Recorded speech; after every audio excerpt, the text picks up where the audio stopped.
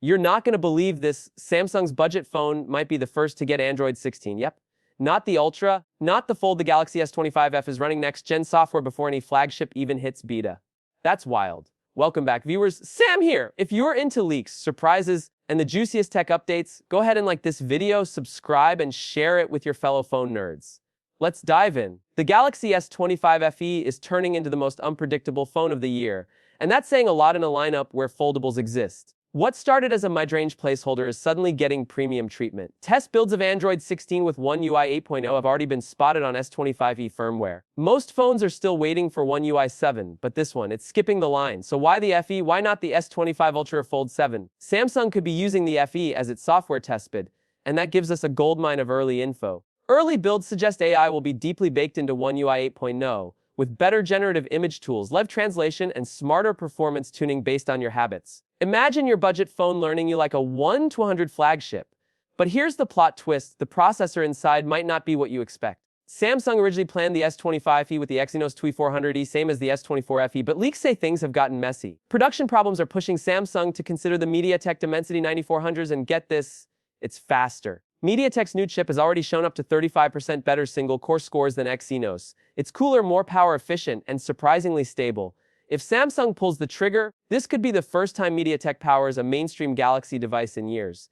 And if it performs better than Exynos, that could change everything. Let's talk camera.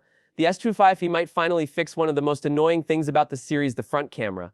After recycling the same sensor for 2 generations, Samsung is upgrading the selfie cam to 12MP, the same resolution as the regular S25. Expect sharper selfies, better HDR, and cleaner low-light video. For vloggers and zoom warriors, this is a huge win. The rear camera will still be a 50MP main sensor paired with a 20MP ultrawide and 8MP telephoto, meaning yes, zoom lovers, this one's for you. Funny enough, the ultra-thin S25 Edge ditched its zoom lens, so if you care about close-ups without distortion, the cheaper FE might actually offer more flexibility. Design-wise, leaks show Samsung is trimming fat, slimmer bezels, a flatter back, and a slightly thinner chassis. There's also a battery layout redesign to support this, a new cell format that saves space without dropping capacity.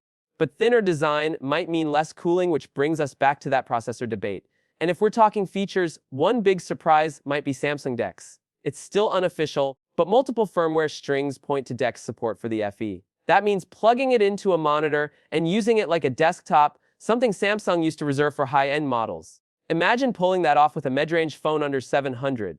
So how much will this thing cost? Right now, the rumored price is between $649 and $699, basically putting it in striking distance of the Pixel 8 or last-gen flagships.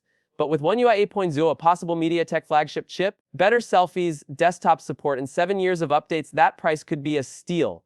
Let's not forget the AI angle either. Galaxy AI is baked into One UI 8.0, so expect real-time call translation, transcript summaries, enhanced photo remastering, and AI wallpaper generation. If you're thinking, but AI is only for Ultra models, think again. Samsung clearly wants its entire lineup to be AI-powered, and the S25 FE is proof. But of course, there are risks. If Samsung sticks with the Exynos 2400E and doesn't optimize it properly, we could see heat throttling and disappointing gaming results.